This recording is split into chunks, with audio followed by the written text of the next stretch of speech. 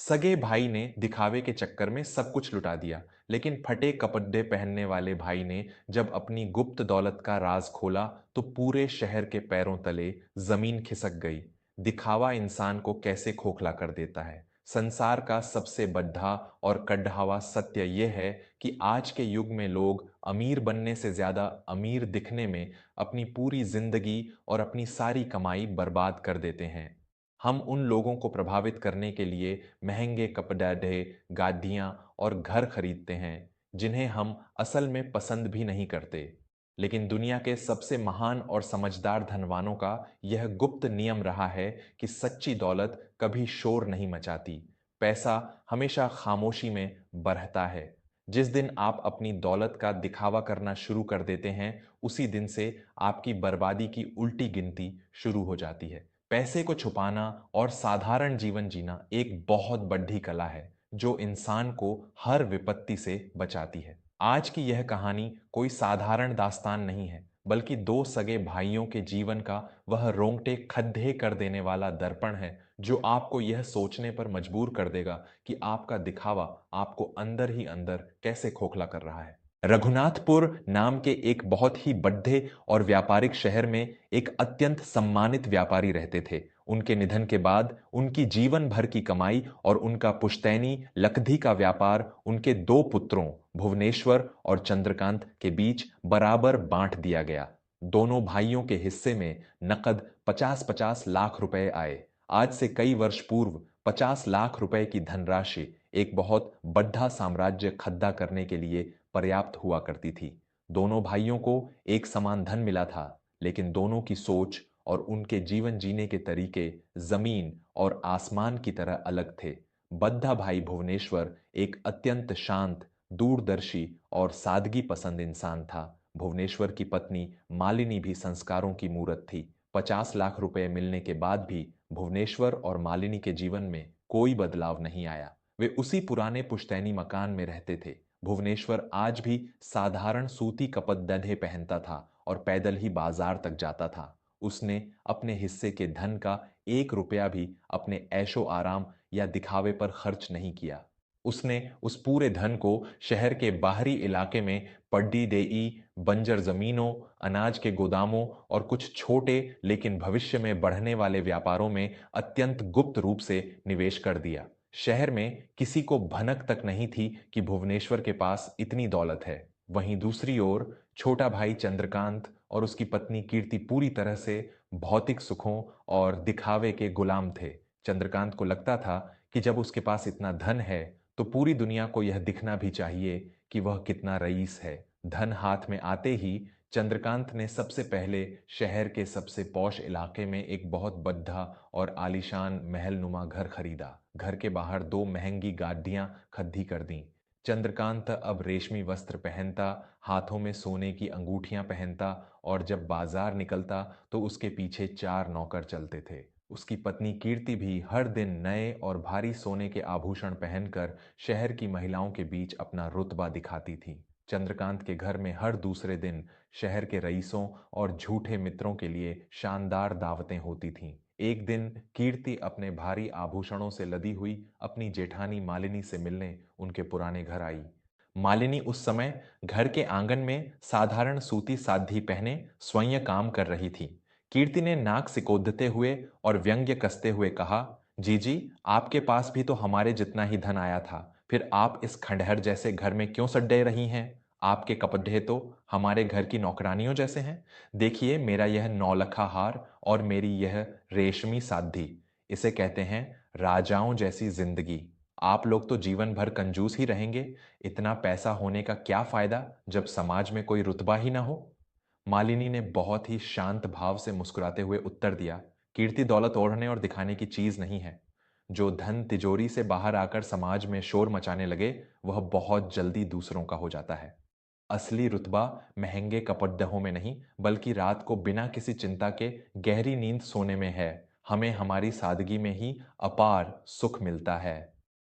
कीर्ति मुंह बनाते हुए वहां से चली गई।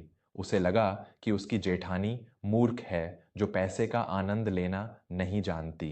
कुछ दिनों बाद बाजार में चंद्रकांत की मुलाकात भुवनेश्वर से हुई। चंद्रकांत अपनी चमचमाती गाढ़ी से उतरा, जबकि भुवनेश्वर एक साधारण थैला लिए पैदल जा रहा था। चंद्रकांत ने अपने भाई का मजाक उड़ाते हुए कहा, भैया, आप तो हमारे परिवार के नाम पर कलंक लगा रहे हैं। दुनिया हमें सलाम ठोकती है और आपको देखकर लोग सोचते हैं कि आप मेरे घर के कोई नौकर हैं। अपनी इस कंजूसी को छोड़िए और थोड़ा तो अपना रुतबा बनाइए। पैसा खर्च करने के लिए होता है। भुवनेश्वर ने अपने भाई के कंधे पर हाथ रखा और बहुत ही गंभीर तथा गहरी आवाज में कहा, चंद्रकांत, जो लोग तुम्हारे कपड़े, तुम्हारी गाढ़ी और तुम्हारी दावतों को देखकर तुम्हें सलाम ठोकते हैं, वे तुम्हारे नहीं, तुम्हारी दौलत के गुलाम हैं। जिस दिन तुम्हारा यह दिखावा खत्म होगा, कोई तुम्हें पानी भी नहीं पूछेगा। पैसे को छुपाना और खामोशी से उसे काम पर लगाना ही अमीरी का असली रहस्य है। जिस दिन तुम दिखावे के जाल में फंस गए, समझ लेना तुमने अपनी बर्बादी के कागज पर हस्ताक्षर कर दिए हैं। लेकिन अहंकार के नशे में चूर चंद्रकांत ने अपने बड़े भाई की इस अमूल्य सीख को एक कान से सुनकर दूसरे कान से निकाल दिया। समय पंख लगाकर उड़ डचता गया। चंद्रकांत का वह महलनुमा जीवन, दावतें, नौकर चाकर और दिखावा उसके मूलधन को दीमक की तरह चाट रहा था। उसने व्यापार में ध्यान देना बंद कर दिया था। जब उसका नकद धन समाप्त होने लगा तो अपना झूठा रुतबा और अमीर वाली छवि समाज में बनाए रखने के लिए चंद्रकांत ने शहर के सबसे क्रूर और लालची साहूकार सेठ धनराज से भारी ब्याज पर कर्ज लेना शुरू कर दिया। चंद्रकांत को लगता था कि वह व्यापार से कमाकर कर्ज चुका देगा, लेकिन व्यापार में ध्यान न देने के कारण उसका लकड़ी का काम ठप पर डीएच गया था। वह कर्ज चुकाने के लिए नया कर्ज लेने लगा। यह एक ऐसा खौफनाक चक्रव्यूह था जिसमें दिखावा करने वाला हर इंसान फंसता है। दूसरी ओर भुवनेश्वर का जीवन बिल्कुल शांत था। उसका निवेश किया हुआ धन, जिसके बारे में किसी को कानो कान खबर नहीं थी, वह खामोशी से चक्रवृद्धि कंपाउंड इंटरेस्ट की गति से बरस रहा था। बंजर जमीनों के भाव आसमान छूने लगे थे। उसके अनाज के गोदामों से उसे अपार लाभ हो रहा था। बिना कोई शोर मचाए, बिना किसी दिखावे के, साधारण से कपड़े पहनने वाला भुवनेश्वर आज उस शहर का सबसे अमीर इंसान बन चुका था। लेकिन उसकी दिनचर्या आज भी वही थी। 5 वर्ष बीत गए और फिर चंद्रकांत के जीवन में वह भयंकर तूफान आया जो हर उस इंसान के जीवन में आता है जो अपनी हैसियत से ज्यादा पैर पसारता है। बाजार में अचानक लग्धी के व्यापार में भारी मंदी आ गई। चंद्रकांत का पूरा व्यापार दिवालिया हो गया। सेठ धनराज का कर्ज बढ़कर करोड़ों में पहुंच गया था। जब चंद्रकांत ने अपने उन रईस मित्रों से मदद मांगी जिन्हें वह हर दिन दावतें खिलाता था, तो सबने अपने दरवाजे बंद कर लिए। किसी ने उसे पहचाने से भी इनकार कर दिया।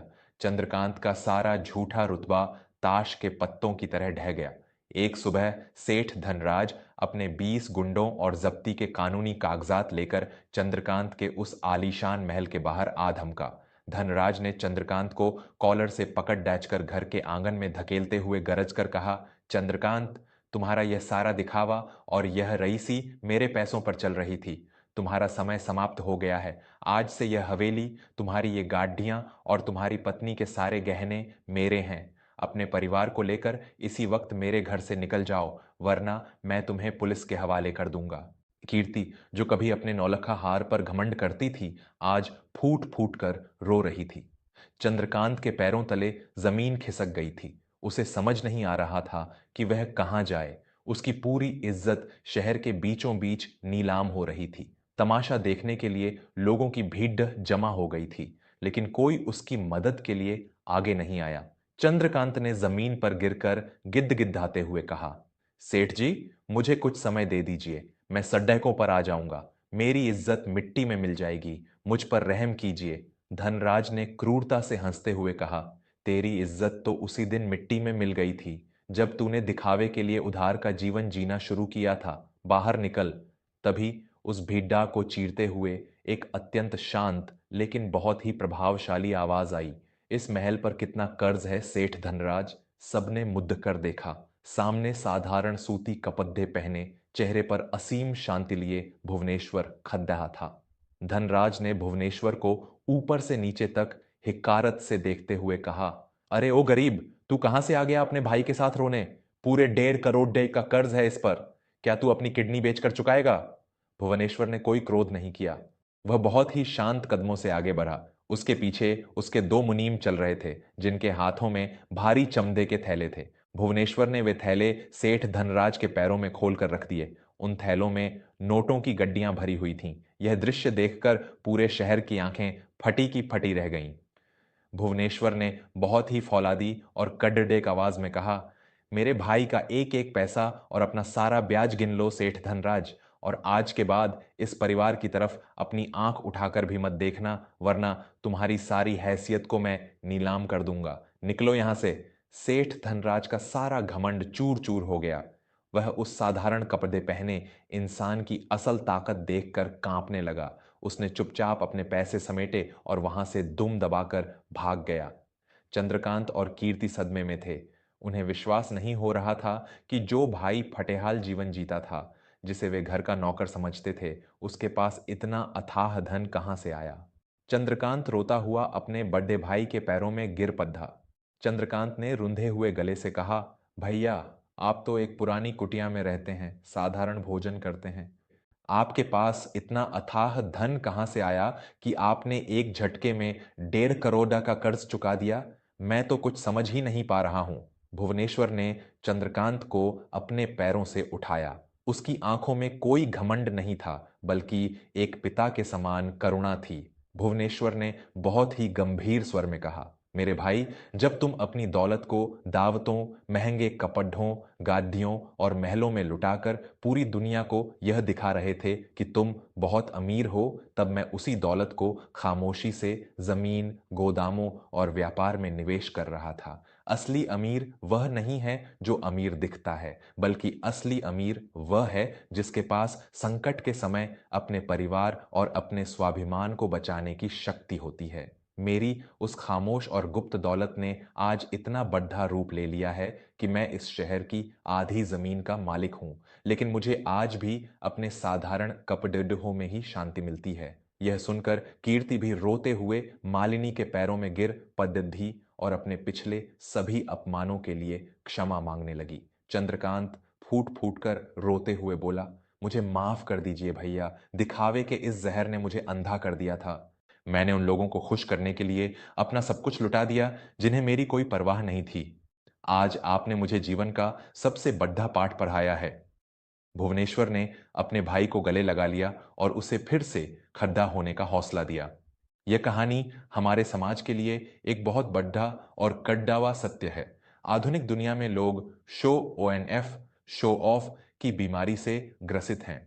याद रखिए, जब आप अपनी संपत्ति का दिखावा करते हैं तो आप केवल ईर्ष्यालु लोगों और कर्ज को आमंत्रित करते हैं। सच्ची अमीरी बैंक खाते में होती है, आपके कपड़ों या आपकी गाड़ी में नहीं।